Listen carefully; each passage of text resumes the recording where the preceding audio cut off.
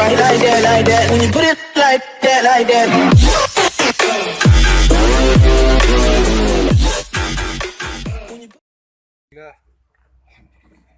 الذي كتب على نفسه البقاء لا إله إلا الله.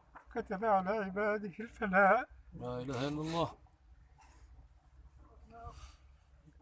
ماذا أقول عن والدي الله الذي كان السبب في وجودي، الله أكبر، الذي علمني ونصحني، والله ونحن نحثو التراب عليه. تذكرت قول فاطمة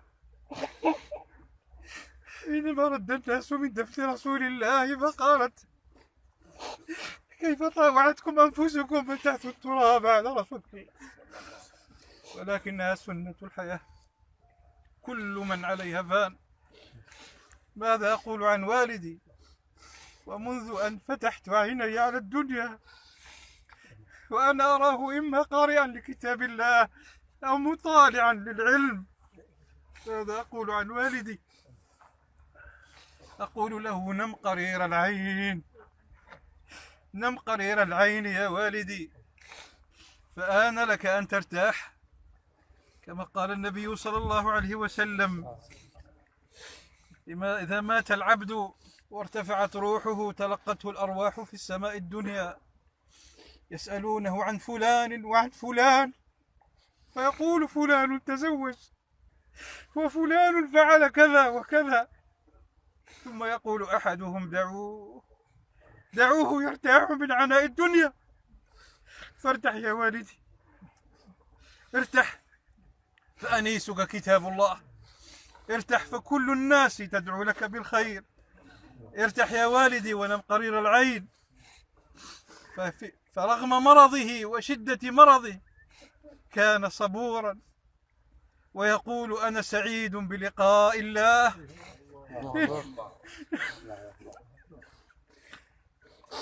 إنه عاش مع الله، عاش مع كتاب الله. فهنيئا لمن عاش مع كتاب الله أن يكون القرآن أنيسه في قبره.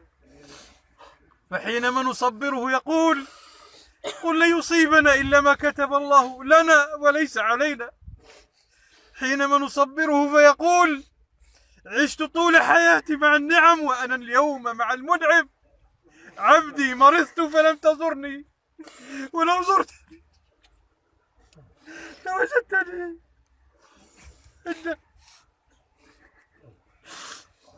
بكى النبي صلى الله عليه وسلم حتى ابتلت لحيته وبل الثرى وهو يمسك بعصا ويقول: لمثل هذا فليعمل العاملون. أيها الأحبة، كفى بالموت واعظا. ليلتان لم ترى البشرية مثلهما: أول ليلة لك في القبر، وليلة يعقبها يوم القيامة. نقول لوالدي: نم قرير العين، نم قرير العين يا والدي، فقد أمضيت حياتك مدافعا عن هذا الدين، منافحا معلما. المحاريب تفتقدك، المنابر تفتقدك، تفتقد كلمة الحق التي كنت تقولها، التي كنت تصدع بها ولا تخاف في الله لومة لائم. هؤلاء يا والدي، وهو يسمعنا الآن، لأن النبي قال: سلوا لأخيكم الثبات فإنه يسأل الآن ويسمع قرع نعالكم. إنه يسمعنا ونحن شهداء الله في أرضه ونشهد له، وكل هؤلاء الذين حضروا يشهدون له بالخير. اللهم اجعل قبره روضة من رياض الجنة، اللهم وسع مدخله، اللهم أنزله منزلا مباركا يا رب العالمين. اللهم اجعل قبره روضة من رياض الجنة، اللهم ابدله دارا خيرا من داره وأهلا خيرا من أهله. اللهم يا رب أفرش قبره بفرش من الفردوس. ولجميع من حضر معنا جزاكم الله خيرا. كان النبي بعد أن يقول الشيخ كلمته كان يقول للذين يحضرون القبر: توجهوا إلى القبلة وأخلصوا للميت الدعاء. اللهم ارحمه رحمة واسعة يا رب. الحمد لله حمدا كثيرا طيبا كما أمر، والصلاة والسلام على سيد البشر سيد الأولين والآخرين وعلى أصحابه الغرر وآل بيته الطاهرين وأمهات المؤمنين والصحابة أجمعين. الله عز وجل يقول: أيها المشيعون الكرام، كل نفس ذائقة الموت وإنما توفون أجوركم يوم القيامة، فمن زحزح عن النار وأدخل الجنة فقد فاز، وما الحياة الدنيا إلا متاع الغرور. إن فقيدنا الشيخ أحمد شقرون لا نتذكر إلا ما قرأته عن الإمام الجليل ابن القيم الجوزية رحمه الله، الذي قال رحمه الله الذي قال: موت العالم ثلمة لا تصد، ومصيبة لا تجبر، ولموت قبيلة أهون عند الله من موت عالم، ولموت قبيلة أهون عند الله من موت عالم. مات الفقيه ومات المفسر ورحل النحوي ورحل البلاغي، سمعنا منه وتعلمنا كثيرا واستفدنا من مجالسته ومن مصاحبته ومن مناصحته. كان عالما شيخا طيبا وقورا ذو همة عالية، وكان يحدثني عنه كما قال الشيخ محمد ابنه، كان في فرنسا مدة 4 سنوات عند واحد الرجل من فاس، والتقيت بهذا الرجل في فاس. ماذا يقول لي؟ قال لي: والله الشيخ أحمد شقرون قضى عندنا أكثر من 4 سنوات أو يمكن 4 سنوات، عمرنا ولا لقينا أحمد شقرون بلا كتاب. من اللي نعرفناه هو كل يوم في المطالعة، إما العلم أو تلاوة القرآن الكريم. قضى حياته مفسرا ومبينا لكتاب ربنا سبحانه وتعالى في المساجد وفي كل مكان. كان يحبنا ونحبه، ودليل حبنا له أن الجنازة، شوف يعني ما شاء الله المئات نتاع شعب هذه المدينة الطيبة جو يشيعوه حبا للعلم، ليس له جاه ولا مال. على جينا نحضروا عن جنازة الشيخ أحمد شقرون؟ لأنه عالما، لأنه من حملة كتاب الله، لأنه فقيه، لأنه شيخ البلد، لأنه المجاهد، لأنه الكريم، لأنه الطيب.